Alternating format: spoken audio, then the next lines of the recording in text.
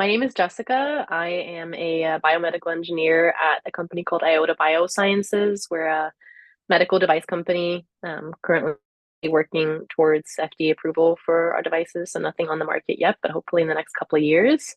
I am currently in Stockholm, which is where I'm originally from in Sweden, but I actually live in Los Angeles in California. And fun fact, I guess, I like to play a lot of sports. I played tennis in college, and a lot growing up, and I still do that. And I'm a big proponent of continuing to do athletics, and exercise alongside your studies and work. So we might have that in common. Thank you so much for those wonderful introductions. Now let's begin with the questions. How did you discover your passion for biomedical engineering and what inspired you to pursue it as a career? I was always told growing up, like, oh, you should go into medicine, because I found myself liking mathematics and studying. But I was just never really a fan of blood and needles. So I was like, no, I don't want to do that.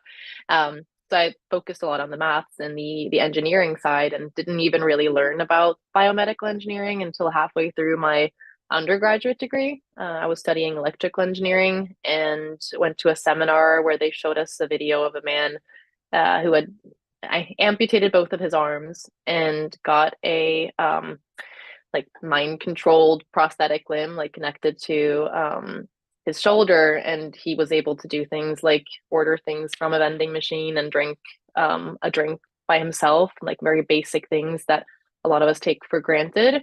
And that was my aha moment where I realized I didn't have to work in hospital and like with sick patients to help them. I could actually work on the background, on the engineering side and design devices that could really make an impact for people. So that's when I swapped over and started doing biomedical engineering from my master's degree, and haven't looked back since. Interesting journey that you all shared. Thank you for that. What was your first job in biomedical engineering and how did it shape your understanding of the field? I got my current job, which was my first full-time job after getting my PhD. I got that through an internship. So like the others were saying, I definitely promote trying to get internships, not just so that you can show yourself to the company and prove yourself worthy to work there full time, but also so that you can get a good idea of what the company is like. I really enjoyed my internship, and I learned that the work culture and everything was just the way that I wanted it to be. So I felt very comfortable accepting the full-time offer when I got it. And just to re-emphasize, connections are so important. And it's not so much like that if you don't know the right person, you're not going to get the job. It's that you have to dare to get to know the right people. So reach out to people on LinkedIn, go to these panels, and reach out to people and just make connections because you never know when you're going to need them moving forwards.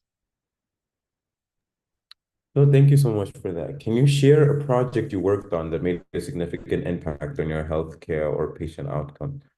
I can share about a project that I was working on before I graduated, which I went to an I went with a class that was a entrepreneurship class. So they basically paired up medical students with engineering students to try to tackle medical problems.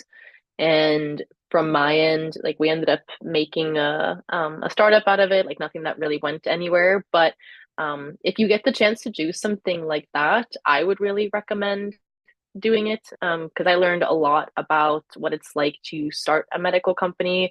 You learn about things like FDA, steps in the process of like getting funding. I don't know if anyone who's listening into this now is interested in at some point along the line starting their own company. But even if you're not, just having that understanding of the entrepreneurship process and how things are approved, um, and get to market within biomedical engineering, I think has been super helpful and was actually one of the reasons why my current company reached out to me on LinkedIn in the first place. And they were very impressed by that and wanted to hear about it. So, extracurriculars like that and just entrepreneurship and showing that you're putting yourself out there.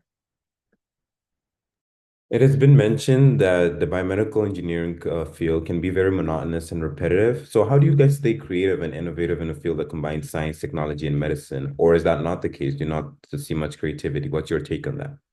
I think depending on the size of the company that you go into, you are going to be able to do different levels of innovation. I work at a company, like I mentioned, that doesn't have any products on the market yet. So everything that we do, we're trying to break into the market. So we're taking risks. We're willing to, when I say risks, I mean more like business risks, not patient risks, but still, like we are willing to try new things, and we know that we need to really make a big difference in order to be able to break into the market. So I find that there's a lot of innovation at the company that I'm at and at the stage that we're in the development process. But I also know of a lot of people and friends who work at larger companies like Medtronic or Boston Scientific, and they're already big players in the medical field. So from what I've been told from them, it's more incremental and small changes that might be a little bit more tedious. So keep that in mind when you are applying for jobs and looking into companies of different sizes. Now, what are some common misconceptions about working in the biomedical engineering that you have encountered, or what are some conceptions that you had before going into the field that you have now learned?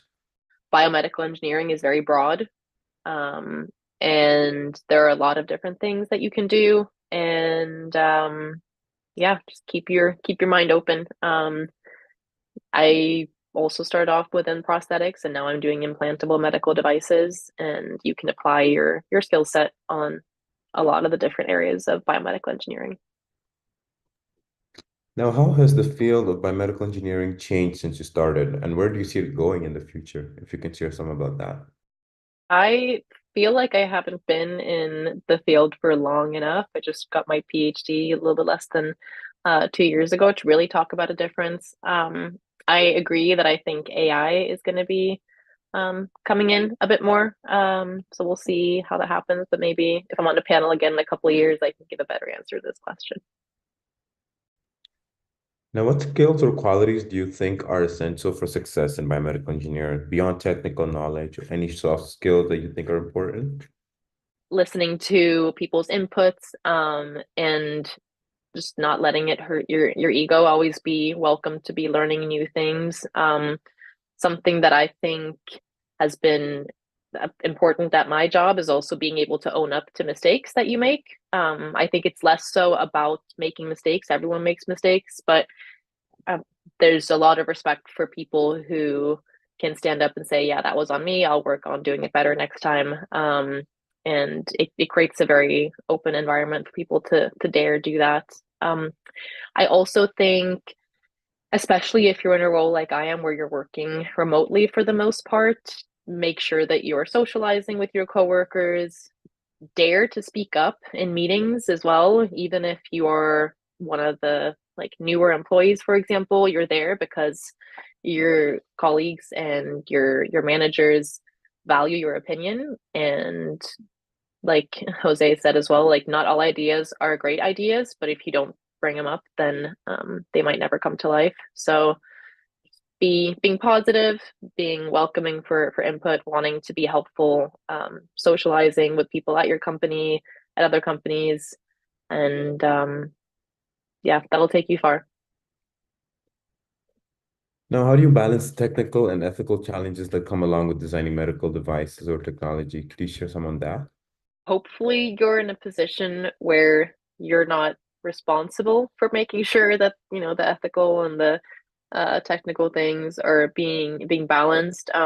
Hopefully you just have to focus on trying to engineer or design or just brainstorm the best solution possible. And I'm assuming that everyone on this call is has the best you know thoughts in mind, and is ethical in the way that they're thinking. And then, like the others have mentioned, you do have other people that are more responsible for making sure that the risks are worth it, and that they pass FDA approval, et cetera, et cetera. So it's always worth voicing and trying to go through with the ideas that you have, and hopefully um, those risks can be ameliorated later on.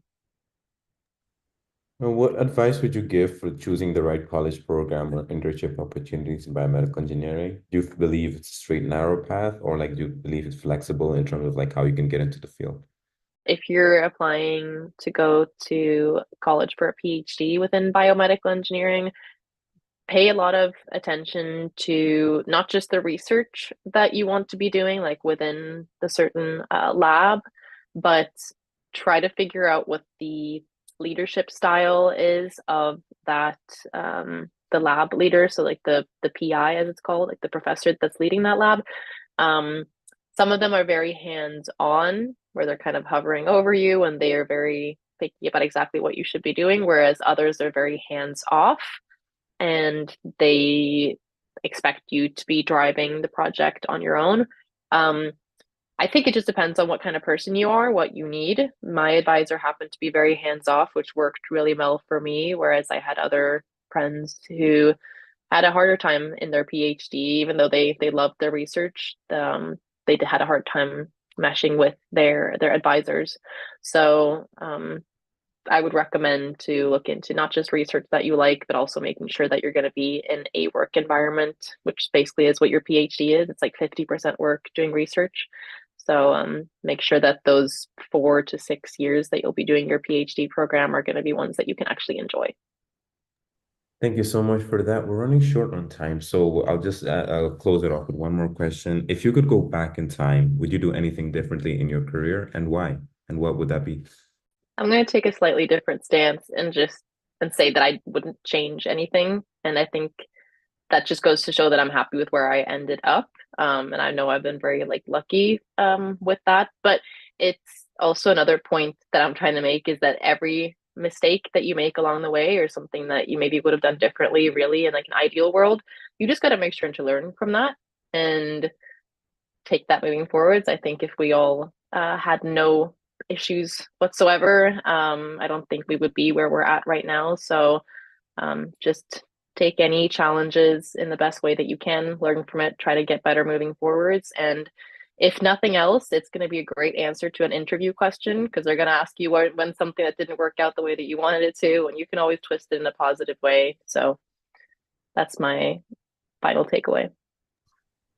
We are at the end of our time, but thank you so much to our panelists for spending the time today. Wonderful insight into the breadth of area to specialize in, what the key highlights are, as well as some things to watch out for in the realm of biomedical engineering. So thank you so much for being so open and honest.